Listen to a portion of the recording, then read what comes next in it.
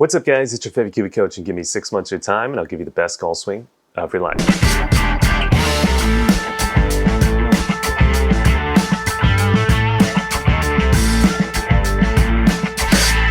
So welcome back to your channel. In this particular video, we're going to be reacting to another video, and you probably do not know this YouTube channel. This is going to be Jonathan Kim Moss Golf. If you guys are in America, potentially you've heard his channel, but definitely I know you guys in Japan have not heard his channel. But I think he does a great job with his YouTube videos, and this particular video is going to be the 5 ways to eliminate the slice with the driver. So if you're interested in eliminating the slice with your driver, this is the perfect video for you, and let's go ahead and jump in. But before we get into the video, I want to give a quick shout out to our sponsor, and that is Kiwi Golf Japan. If you did not know, YouTube does not pay the bills, so if you want to help support this YouTube channel after the video is over, there will be a link down below. Click on that link, sign up for the Kiwi Platinum membership site. Not only will you get access to 330 plus videos, and we post 20 new videos every single month, but also you're really going to help support this YouTube channel. With that out of the way, let's go into the 5 ways to eliminate your slice with the driver. Hi everyone, welcome back. So this week I want to share 5 things that you can do to help reduce the slice with the driver. Now I can't talk about this enough, but this question is probably asked more than anything else. And if you have a round tomorrow or next week and you don't have time to go to the range, then trying to apply any one of these 5 things should greatly reduce the odds of you slicing the golf ball. All right, let's stop it here. So I think he's very clearly defined who the target audience is for. It's basically people who are hitting the driver, who are slicing the driver. For a right-handed golfer, that means the golf ball's curving off to the right too much. They're having a hard time controlling it. They're not really getting a very tight grid dispersion. You know, he didn't really necessarily say that, but I'm assuming that's what he means. And then from there, he's also talking about this is not really a long-term swing fix. This is more so kind of quick fix, band-aid fixes that in your next round, it's definitely going to help you out, especially if you don't really have a whole lot of time to practice. These things should definitely help you cure, not maybe cure the slice, but at least eliminate, or not, I shouldn't say eliminate, drastically limit the slice amount. There we go. Let's go and jump in. So for those of you who may be unaware as to why you're slicing the driver, always remember that your club face is probably very open relative to the direction that you're swinging the club. And let's further break that down. So he's really talking about club path there versus the face angle, right? Face to path. That just means your face to path is open or to the right or positive. To give you some examples here, let's say your club path is -7, your face angle, let's say, is -1. Typically for most people, even if you swing slow, that would be a pretty big slice or a lot of curvature off to the right. But that doesn't mean that you're swinging to the left, or sorry, it doesn't mean that you always have to swing to the left to hit a slice. You can also swing to the right and hit a slice as well. You could very easily have a club path of +2, face angle of, let's say, +7. Your face angle to the right of the club path by quite a lot, you're still going to hit a pretty big push slice in that particular example as well. The main thing is, whether you're swinging to the right or the left, your face angle is way too far open relative to the club path. That's why the golf ball is slicing or curving too far off to the right. And these tips that he's going to go over is going to help you get that face angle closer to the club path so you can reduce that amount of curvature. And again, this is going to be the quick fix band-aid approach. Let's continue. So if you are a right-handed player, it is very likely that you're swinging across and to the left of the ball with a very open club face. So your goal is to shift the swing direction more out to the right with a more closed club. All right, let's stop it there. So I do agree with what he's talking about there. Now, I don't think it's not necessarily something you have to do to reduce the amount of curvature. You could keep that -7 club path, but instead of having a -1 face angle, maybe having like a -4 face angle, you're still going to curve the golf ball off to the right. It's going to be a little bit of a fade, but the amount of curvature to the right would be reduced quite a lot, and it's probably going to be a whole lot easier to control. So even though you're swinging to the out to in, that doesn't necessarily mean you have to change the direction of the swing or the club path off to the right. You mainly just have to get that face angle closer. And then from there, if you do want to completely eliminate the curvature to the right, well, then maybe you would want to get your club path closer to at least 0, or maybe even on the positive side so you can see an opposite curvature. But it's not necessarily something you have to do, right? Because again, at the end of the day with golf, it's really not about what curvature you're hitting. It's more so how close are the grouping of shots, right? So that's just something I think that should be added to this video. But let's continue into the first point on how to fix this slice. How open or closed the club face is, you always start off with the grip. So I have a marker here. Okay, so the first point he's going to be getting into is going to be the grip. He says you always have to start off with the grip. This is something that I heavily disagree with, because a lot of times in lessons, at least for my clients, because they're typically on the better side, we never really go over grip that much, because for the most part, grip, all you got to do is get the grip, place them in the fingers at the right spot, angle off slightly, close the fingers, close the palms. And as long as the grip is in the correct placement in the fingers, it doesn't really matter where the placement of the hands are. I don't see too many people that actually place the hands in such a weak position that we actually do need to change it, right? Most people are pretty close to neutral, maybe slightly weak or maybe slightly strong. But most of the time, the grip is not the case or not really the major issue when it comes to hitting a slice. Now, I think the type of clients he's teaching could be more so what I've used to see in America as well, who really have open face angles and really struggle with squaring the face. So this is why he's starting the grip with them. And he's going to be trying to get them into a really, really strong grip, which you're about to see here in a second. So I think he's really basing it off the type of clientele that he's personally seeing, which I do agree, because when I taught in America, I saw way more slicers than I see in Japan. Completely different issues typically here in Japan than what I see predominantly in America. So this is who he's making the video for.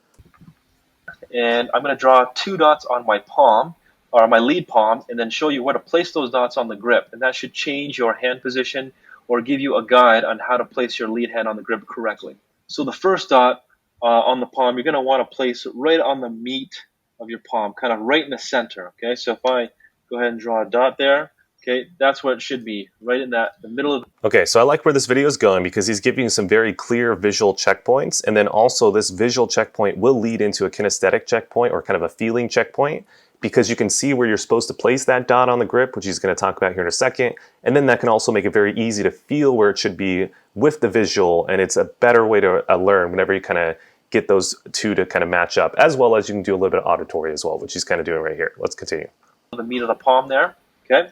Now the second is if you look at your lead thumb, okay, and you just extend out your thumb like that, you'll see like a gap between the joints there. Okay, you can see the two bones kind of right between that. That's where you're going to place the dot, just right there. So it should look something like this, okay? Or just kind of straight along the thumb, but kind of near the wrist, all right? So again, once you have that dot, that's on your palm there, okay? So you're going to place that dot directly on the front of the handle, okay? So a lot of people make the mistake by gripping it first and then trying to adjust it.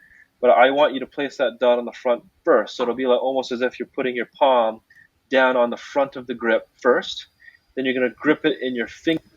Okay, so like I was saying earlier, he's teaching you an incredibly, incredibly strong grip at this particular point. And I think it's really based off the particular clients that he typically teaches. They probably really struggle, not necessarily weak grips, but maybe really struggle just with closing the face in general.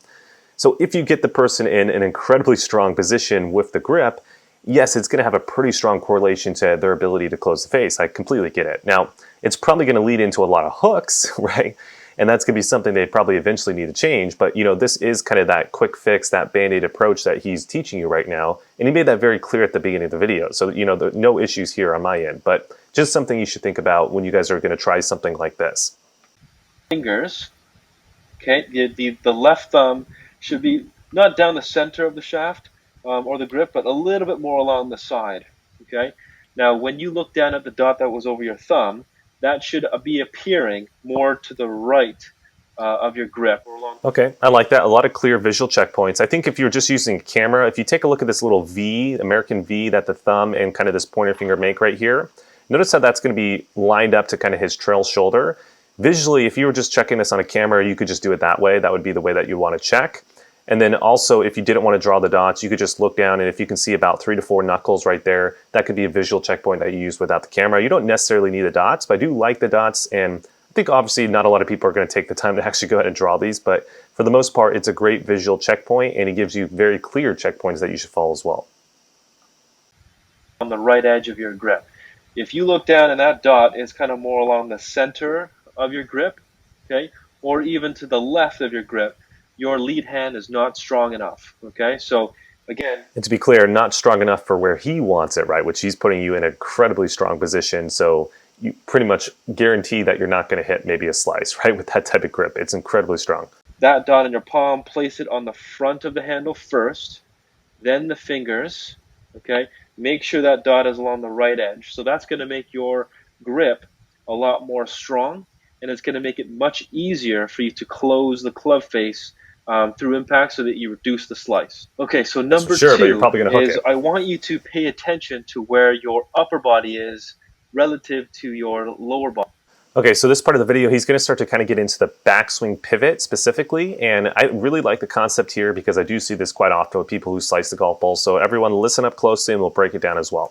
Okay, Now, the biggest mistake that I see with a lot of players, with driver especially, is when they get to the top, they try to make this big swing, but they get their shoulders more towards the target. All right, let's stop it there. So shoulders maybe is not the best way to think about it. It's more so the sternum or kind of the buttons of the shirt here. So if you take a look at the sternum here or the buttons of the shirt relative to where the center of the belt buckle is or the center of the pelvis, you can note that the sternum is ahead of the pelvis, right? Maybe the angle there is right around 10, 15 degrees.